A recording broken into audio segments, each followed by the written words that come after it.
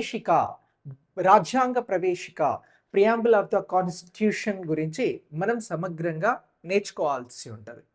So భారత రాజ్యాంగానికి ప్రవేశిక అనేది చాలా చాలా ఇంపార్టెంట్. ఈ ప్రవేశికని identity card of the constitution అని చెప్పేసి పాల్కీవాలా అనేటువంటి న్యాయ కోవిదుడు పిలవడం జరిగింది. దీనినే రాజ్యాంగ గుర్తింపు పత్రము అని అంటాం. సో రాజ్యాంగ గుర్తింపు పత్రంగా చెప్పబడుతున్నటువంటి ప్రవేశిక అనేది ఇండియన్ కాన్స్టిట్యూషన్కి సంబంధించినటువంటి మొత్తం సారాంశాన్ని, టోటల్ సమ్మరీని, అలాగే భారత రాజ్యాంగంలో ఉన్నటువంటి ముఖ్యమైనటువంటి పాయింట్స్ని తెలిపేటువంటిదిగా ప్రవేశికను, ప్రియాంబుల్ని మనం గుర్తించాలి.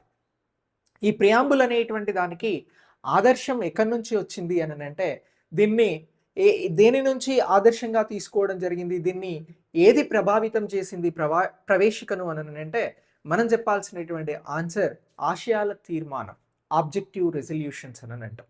భారత రాజ్యాంగాన్ని రాసేటువంటి క్రమంలో రాజ్యాంగ పరిషత్కి సంబంధించి ఇక్కడ ఆశయాల తీర్మానంని జవహర్లాల్ నెహ్రూ గారు 13 డిసెంబర్ 1946లో ప్రవేశపెడితే 22 జనవరి 1947లో ఆమోదించడం జరిగింది ఆశయాల తీర్మానం. ఈ ఆశయాల తీర్మానం ప్రభావమే భారత రాజ్యాంగంలో ఉన్నటువంటి ప్రవేశిక మీద ఉంటుంది అనేటువంటి అంశాన్ని కూడా మనం గుర్తుంచుకోవాలి. అయితే భారత రాజ్యాంగానికి సంబంధించిన మొత్తం అంశాలని, సమ్మరీని, సారాంశంను ప్రవేశిక తెలుపుతున్నది అని అంటున్నాం. ఈ ప్రవేశికలో కీలకమైనటువంటి పదాలను ఎప్పుడు అనంటే 1976 42వ రాజ్యాంగ సవరణ ద్వారా చేర్చడం జరిగినది. ఈ 1976 42వ రాజ్యాంగ సవరణ ఒకటేసారి కాన్స్టిట్యూషన్ అమెండ్మెంట్ ప్రవేశిక కోసం జరిగింది అనేటువంటి అంశాన్ని మనం గుర్తించాలి.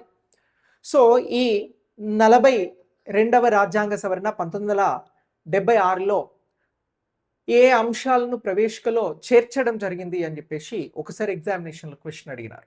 అలా క్వశ్చన్ వస్తే మనం చెప్పాల్సినటువంటి ఆన్సర్ ఏంటి అని అంటే ఇందులో 3 పదాలని చేర్చారు.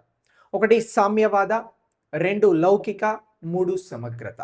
సోషలిస్ట్, సెక్యులర్, ఇంటిగ్రిటీ అనేటువంటి పదాలను 42వ కాన్స్టిట్యూషన్ అమెండ్మెంట్ రాజ్యాంగ సవరణ చట్టం ద్వారా ప్రవేశికలో చేర్చారు అనేటువంటి అంశాన్ని గుర్తుంచుకోవాలి.